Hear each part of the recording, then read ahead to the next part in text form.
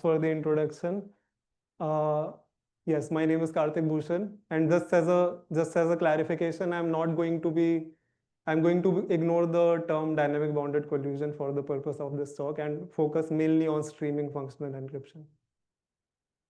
I'll begin by defining what functional encryption is, and in particular, I'll focus on the private key version of FE. This was first formally defined by Bonet, Sai, and Waters in 2011. Here we have three parties, an authority, an encryptor, and an evaluator. The authority samples the master secret key. The evaluator can request for functions of its choice to the authority. The authority can generate what we call function keys for the function f using the master secret key and send these function key back to the evaluator. The authority also provides the master secret key to the encryptor who has some private message X, and they encrypt the message using the master secret key, and then they send the ciphertext to the evaluator. We want two properties from this scheme. The first property is correctness, which says that given the function key for a function f and the ciphertext encrypting message X, the evaluator should be able to learn the output of the function on the message X. And security roughly says that this is all the evaluator should be able to learn. There are many ways to define security formally for FE. I am going to restrict myself to the simplest possible definition for the purpose of this talk. So we are in the private key setting, and we only want to support a single key query and a single ciphertext query.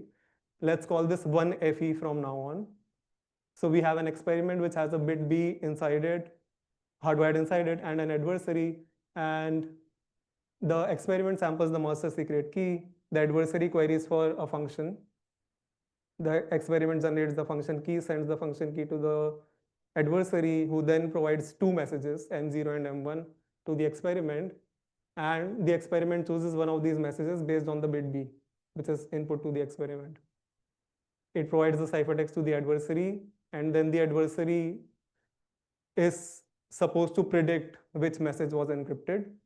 As long as the function output on the two messages is the same, the adversary shouldn't have a much higher chance of predicting the correct value of B than half.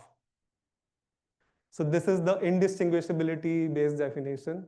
There is also a simulation based definition, but for simplicity, I'll describe this for the talk. So this is called 1FE, and Sahai and Sealioglu, they showed how to construct this just from one-way functions, this notion. They do that using Gauss-Garbel circuits. Just for completeness, I'll describe the syntax. We have a circuit C. When we garble it, we get a garble circuit and two n many keys, where n is the input length to the circuit. Correctness says that given the garble circuit and n keys chosen according to the input x, where for position I, we pick the key according to the ith bit of x. Given these things, you can learn the output of the circuit on the input, and security says that there exists a simulator such that given the garble circuit and keys chosen according to input x, these things can be simulated using just the output of the circuit on the input x. So this is a very basic object in cryptography, and Sai and Sealioglu, they showed how to build one FE just from one functions using a secret key encryption scheme and garble circuits. So let M be the length of the function description. During setup, we sample 2M many secret keys for the secret key encryption scheme, where each secret key is indexed by a tuple I comma B, where I goes from 1 to M and B is a bit. During key generation, we pick the secret keys according to the function description. So for the ith position, we pick the secret key for the ith bit in the description of the function f, and these form the function key. Then during encryption, we consider a universal circuit which has the message X hardwired inside it, takes the description of the function as input and outputs f of x. We garble this circuit, so we get a garble circuit and 2m many labels. We encrypt the label corresponding to position I and bit B using the secret key corresponding to position I and bit B, and eventually we output the garble circuit and these encrypted labels. So this is the 1FE construction, which is a very simple object, simple construction. foundational result in functional encryption. And we will use this in the talk later. Now I'll get to the central point of the conversation, which is streaming functions. So a streaming function is a stateful function which evaluates on inputs block by block and maintains the state value, which it updates with each evaluation. Pictorially, this can be represented as follows. The initial state is assumed to be empty, bot. The function f evaluates on input x1 to give y1, and it updates the state value, which goes to the next evaluation, which takes input x2, gives y2, and then this updated state values goes to the third evaluation, and so on. Streaming functions show up in a lot of real life applications, for example, live streaming, or if you want to run a machine learning algorithm on hospital data that is continuously updated. So whenever data is being updated, it's coming on the fly. That's where streaming functions are useful. And there is a natural efficiency property associated with the streaming function, which says that the size of the function description, the size of each input block, the size of each output block, and the size of the state values are independent of the total number of times we want to evaluate the streaming function. For the purpose of this talk, I'm going to use this notation f bar on a sequence of inputs x1 till xn, which is just the output value. So I'm going to ignore the state values in the security description. So given that there are streaming functions, we can define a streaming functional encryption scheme, which was first formally defined by Hoeteck and Sahai 2 years ago. Here also we have three parties: an authority, encryptor, evaluator. Authority again samples the master secret key. Evaluator can now query for streaming functions of its choice. The evaluator gets back the function key for the streaming function. The authority gives the master secret key to the encryptor. And now the encryptor has n different inputs, and those inputs, so while it knows x1, it may not know x2, so it gets the inputs block by block, and it can encrypt those sequentially, and it will have n ciphertexts. It provides these n ciphertexts to the evaluator.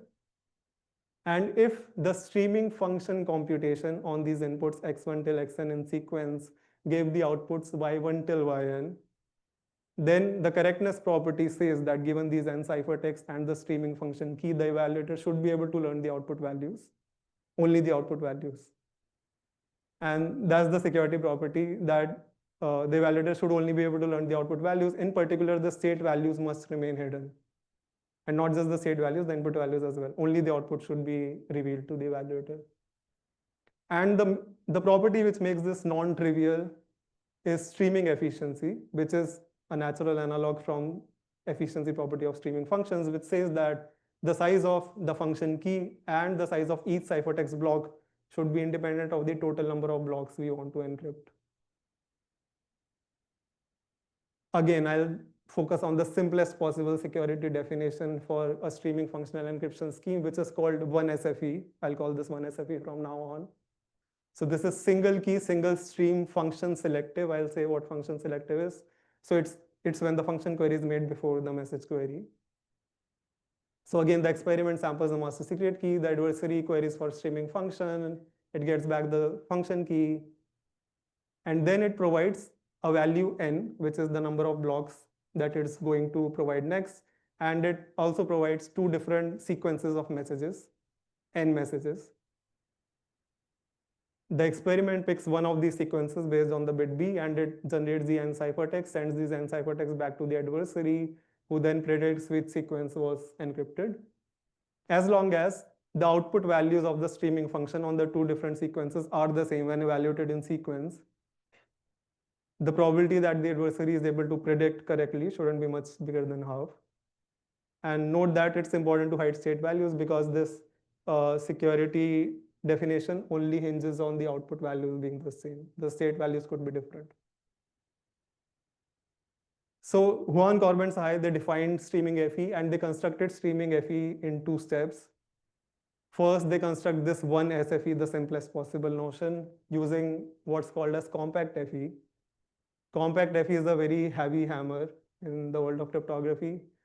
It's an FE scheme where the size of the encryption circuit is independent of the size of the circuits for which function keys are being provided by the scheme. This is a heavy hammer because it can be used to build I/O. And then they bootstrap this one SFE to the general version, which I haven't described for the talk, using unbounded key FE. In particular, they use compact FE. So that's the bottom line. So after their work, if we look at landscape of different kind of FE primitives and the assumptions that are used to build those primitives. So we have minicrypt, one-way functions. There are many kinds of FE schemes which can be built just using one-way functions. Then there is cryptomania, so public key-like assumptions. And then there is office-topia. So schemes that are powerful enough to imply I/O. And so after the work of Juan, and then there is also this lattice land, like LWE-based FE schemes. And so after the work of Juan Corbin Sahai, even something which looks as simple as one streaming FE was put in the world of office-topia, whereas one FE we saw is just in minicrypt because it can be built using one-way functions. So there is this huge discrepancy between the streaming versus non-streaming setting for FE. And the question we ask in this work is, can we reduce this gap? Can we bridge this gap? And we answer this in the affirmative. So we are able to build one SFE using just one-way functions. Spoiler. And we do that by translating the work of Sai and Sealioglu directly to the streaming setting. So I'll describe our construction now. Let's recall the SS10 construction of one FE from one-way functions. We have a symmetric key encryption scheme, and we have garbled circuits which are being used. Setup, let's say, remains the same. Let M be the length of the streaming function description. We sample 2m many secret keys for the symmetric key encryption scheme. And during key generation, we pick, for position j, we pick the secret key according to the jth bit in the description of the streaming function f. And this is the function key in the scheme for function f. Now let's look at encryption. This is the main part. So now we are encrypting a block xi, ith block, let's say, xi. Let's again consider the universal circuit, which has xi hardwired inside it. It takes the description of the function as input, but it needs something more. Now there are also state values, which are needed for correct computation. So let's say it also takes the state value as input, the ith state value. We'll figure out how to deal with this later. So when we garble this circuit, xi, we get the garbled circuit, and we get two kinds of labels now, function labels and state labels, because the state are also the input. We have secret keys as part of the master secret key, which we can use to encrypt the function labels. That's similar to the 1FE construction. So we can output the garbled circuit and encrypted function labels, but what do we do with the state labels? So we need secret keys to encrypt the state labels as well. The issue is that we can't pre-sample all the secret keys for encrypting state labels because the state value can change for each block, and that would break streaming efficiency because we don't know the total number of blocks that are going to be encrypted beforehand during setup. So we need to sample these secret keys during encrypting, while encrypting each block. And let's say we do that. Let's say we do that somehow. So then there are secret keys for encrypting the state labels in the ith block, and there are different secret keys for encrypting the state labels in the i+1th block. Let's say while encrypting the ith block, we know the secret keys that are going to be used for encrypting the i+1th block in advance. We'll figure out how to do that. It's not that difficult. But once we have that, we can hardwire those secret keys also in the garble circuit. The garble circuit takes the function description and the state description as input. It evaluates the streaming function. It gets the output value and the updated state value. And it outputs the future secret keys according to the updated state value. Right? So this hinges on the fact that while encrypting the ith block, we know the secret keys for the i+1th block as well. And once we have that, we can use the secret keys from the master secret key to encrypt the function labels. and encrypt the state labels using the other kind of secret keys that you are sampling during encryption. And we can give the garble circuit and the encrypted function and state labels as output. But how do we sample these consistently, the secret keys for encrypting state labels? We can just use a PRF. And so now the final construction looks like this. During setup, we also sample a PRF key. And the secret key for encrypting the state label corresponding to position L and bit B in the ith block can just be generated as PRF evaluation on I, L, B. And that's it. So this is our 1SFE construction, and it just uses one-way functions. What we do overall in the work, so there is this dynamic bounded collusion, which I'm not going to describe, property, and we define that for streaming functional encryption. We build 1SFE from one-way functions, and we then bootstrap this to the dynamic bounded collusion setting using dynamic bounded collusion FE, which is like the minimal assumption for doing that. And identity-based encryption has known to be the minimal assumption for building this object. So in particular, we are going to use IBE to build dynamic bounded collusion streaming FE. And after our work, this is the new landscape of these FE objects. One streaming FE has now been brought from Officetopia down to Minicrypt, which is amazing. And there is also this dynamic bounded key streaming FE in Cryptomania. The main problem after our work is what about adaptive function queries? So adaptive function query would be when the message queries are made first and the function query is made later. This object is much harder to build. And for example, you could see that the simulation-based definition is even impossible in this setting. So we need some indistinguishability kind of techniques to be able to achieve this object. There is a construction for this using IO and one functions, and the question is, can we simplify that in terms of assumptions? Thank you.